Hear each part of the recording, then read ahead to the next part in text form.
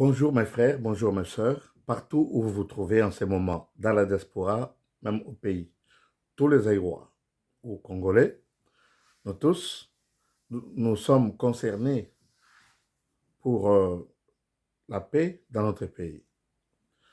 J'ai fait beaucoup de vidéos expliquant ce qui se passe et ce que nous pouvons faire parce qu'il n'est pas difficile que nous puissions libérer notre pays du gouffre parce que nous vivons des cauchemars chez nous.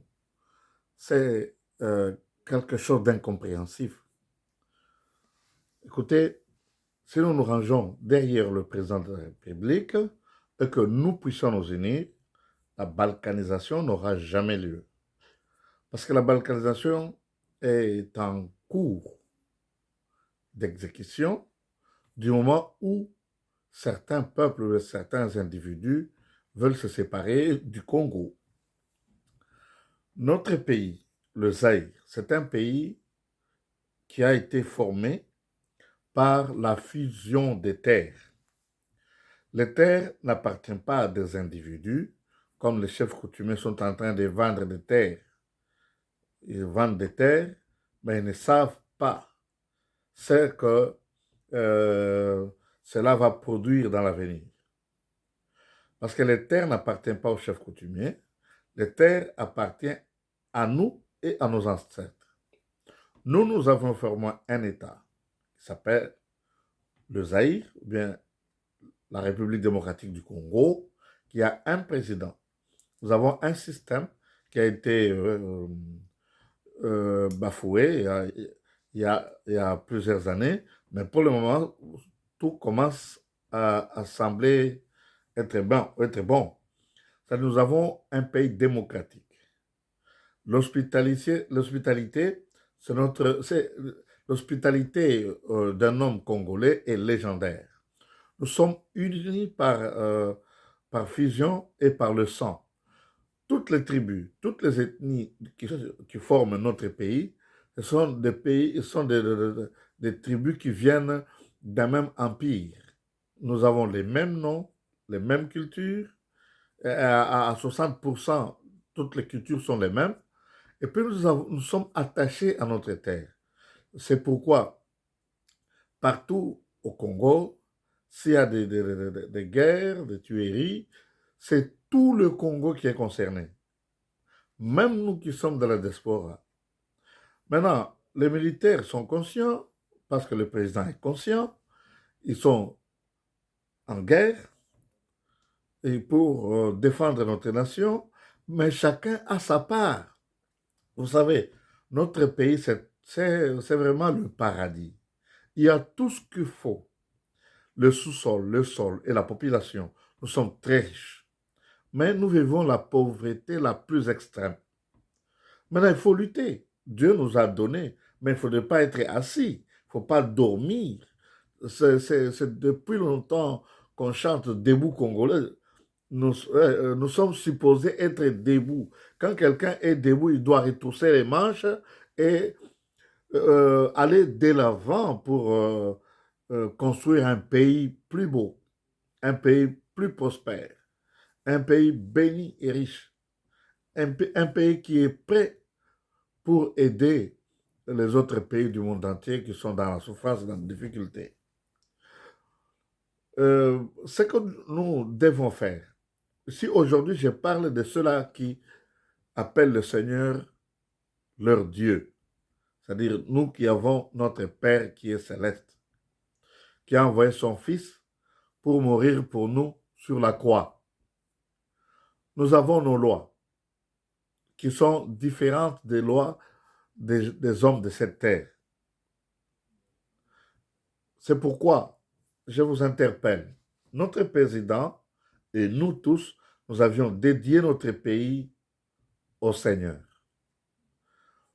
Ou aujourd'hui, je mets en garde tous ceux-là qui sont élevés en dignité, qui ont une parcelle d'autorité, mais qui croient au Seigneur Jésus-Christ, qui partent à l'église, qui prient Dieu, qui enseignent la parole de Dieu. Sachez que le roi Hérode était arrogant. Il parlait au peuple. Le peuple l'admirait. Mais un jour, Dieu l'a frappé devant la foule. Il est tombé, mort.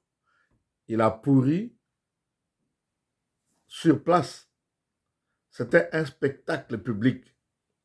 Dieu peut faire de vous la même chose. Nous devons montrer l'exemple. Comme le Christ, quand il est venu, il nous a montré l'exemple. Nous devons avoir l'amour du prochain. Nous devons avoir la miséricorde. Sachez que si vous êtes élevé en dignité, ce n'est pas parce que vous méritez.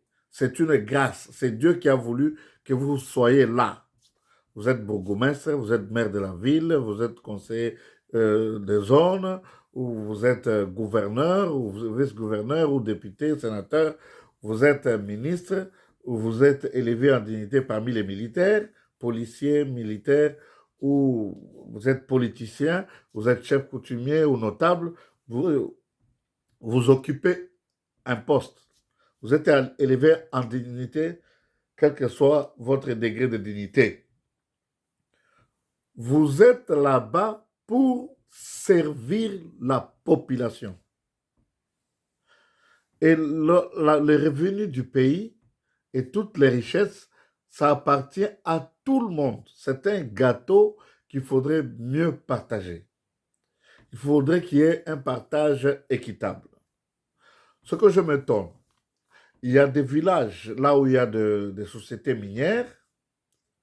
Les sociétés minières qui viennent là-bas, ils s'enrichissent, ils ont des milliards. Tandis que la population croupisse encore dans la misère. C'est à cause de vous, qui s'appelez chrétiens, qui s'appelez serviteurs de Dieu, qui prêchaient dans les églises, qui priaient pour les autres, qui lisaient la Bible, qui avaient confiance en Dieu. Vous détournez l'argent du peuple. Vous faites une mauvaise répartition des richesses. Je donne un exemple. Chaque année, vous produisez par exemple 100 millions de dollars. Mais l'argent que vous payez à tous vos travailleurs revient à 2 millions, y compris tout l'argent pour l'entretien, etc., etc. Et même ce que vous payez à l'État. Vous produisez 200 millions, et puis vous présentez à l'État 30 millions, puis vous payez l'impôt sur les 30 millions. Vous êtes des voleurs, vous contribuez au vol et à la destruction du pays. Tous ces gens-là qui vivent dans ces villages ou des villes environnantes, les propriétaires de ce sol-là, qui sont en train de souffrir, qui meurent de faim, et lorsqu'ils veulent revendiquer, vous les tuez, sachez que leur sang crie devant notre Dieu, et Dieu va se venger. Si vous échappez aux griffes du gouvernement, c'est-à-dire à la loi du pays, parce que vous avez des connaissances, vous êtes Ndekoya, vous êtes Moningaya, vous êtes dans un sillage quelque part, ou bien vous faites votre système pour détruire le pays par des pillages, par des massacres, par tout ce que vous faites là, vous persécutez le peuple. Quand vous volez l'argent de votre entreprise, bien de l'État, bien vous pillez tout le pays entier, vous recevez l'argent pour faire des routes, une route qui peut coûter 10 millions, vous taxez le gouvernement 300 millions, et on vous donne de cet argent, au lieu que vous puissiez construire cette route dans un mois ou dans 2 mois, ouais, vous faites 2 ans ou 3 ans sans finir la route. C'est-à-dire que vous prenez cet argent, vous placez ça dans une banque en Europe ou n'importe où, ça vous produit au détriment du peuple. Sachez que cet argent que vous êtes en train d'accumuler injustement, vous accumulez cet argent sur le sang des Congolais, sur le sang des martyrs de l'indépendance, sur le sang de toutes les victimes de la démocratie, de la lutte pour la démocratie. Vous construisez votre richesse sur le dos de tous ceux-là qui sont en train de souffrir dans les entreprises. Ils ne sont pas mieux payés, ils meurent dans des mines, ils meurent en société. Et puis quand ils sont retraités, ils ne reçoivent pas leur indemnité et ils sont laissés à eux-mêmes. Et même ceux-là qui meurent dans des entreprises ou qui meurent en travaillant ou qui sont devenus handicapés à cause de ce qu'ils faisaient dans l'entreprise, ils étaient fidèles. Même si le salaire n'était pas bon, pour quelqu'un veut élever sa tête, vous coupez. Quelqu'un veut élever sa voix, vous tuez. Alors vous détournez l'argent de l'État.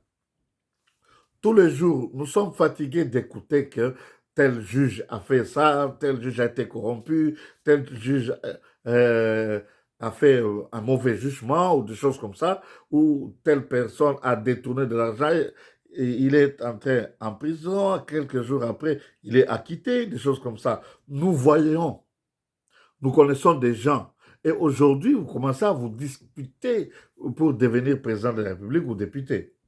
Vous n'êtes pas digne. Si la loi ne vous frappe pas, je vous mets en garde. Repentez-vous. Restituez tout ce que vous avez déjà volé et détourné. Restituez. Même si vous avez mis dans des banques européennes. Restituez. Parce que si vous ne le faites pas, cette fois-ci, c'est Dieu qui va vous poursuivre. Qu'il est terrible de tomber dans les mains de Dieu. Parce que quand la colère de Dieu va commencer à frapper, il n'y aura pas de pitié. Je vous mets en garde. Ce n'est pas moi qui vous mets en garde, c'est la parole qui vous met en garde. Faites attention. Repentez-vous, restituez tout ce que vous avez déjà volé et détourné. Demandez pardon pour tous ceux-là que vous avez tués. Beaucoup sont des autorités dans notre pays, mais ils ont pris les armes, ils ont massacré la population. Mais bien aimés, faites attention. Quand on vous donne de l'argent et on vous donne aussi des armes, vous commencez par votre village. Vous tuez vos oncles, vos tantes, vous les tuez, vous les massacrez. Maintenant, l'argent que vous cherchez, c'est pour qui? Parce que nous savons que nous cherchons l'argent pour nous, pour nos familles, pour nos amis, etc. Parce que l'argent est bon quand nous l'avons et que nous le partageons avec les autres. Regardez, le pays ne vous appartient pas. C'est Dieu qui a créé ce pays. C'est Dieu qui a voulu que ce pays soit notre pays. C'est Dieu qui a permis que vous soyez nés dans ce pays et que je sois aussi né dans ce pays. C'est pour nous tous. Le pays nous appartient à nous tous. Si on vous donne un pouvoir, ce n'est pas que vous devenez un super-homme, que vous devenez un ange, que vous devenez intouchable. Tous, tout le monde, nous sommes égaux. Grands et petits, vieux et enfants. Nous tous, nous sommes égaux. Les chômeurs et ceux-là qui sont élevés en dignité, et ceux-là qui sont des commerçants, ceux qui travaillent, nous tous, nous sommes égaux devant la loi et devant Dieu. Et Dieu voit l'injustice que vous êtes en train de faire. Vous parlez, vous dites autre chose dans votre bouche, les gens vous acclament, ou vous les incitez à la violence, alors que vous cachez derrière, c'est que Dieu vous voit. C'est pourquoi on chante comme ça. Anaona yote, anasikia ye Mungu, anayaona na matendo ya kila mtu, ye Mungu anayaona. Na uwaji wa kila mtu, ye Mungu anayaona, anakuona, anaona yote, anasikia, ye Mungu anayaona. Ça, c'est seulement l'introduction de la mise en garde. Dieu ne laissera pas ceux-là qui sont violents il ne vous laissera pas impunis. Parce que la colère de Dieu est proche, Dieu a tellement vu, il a tellement entendu les cris de détresse de la population, il est maintenant debout.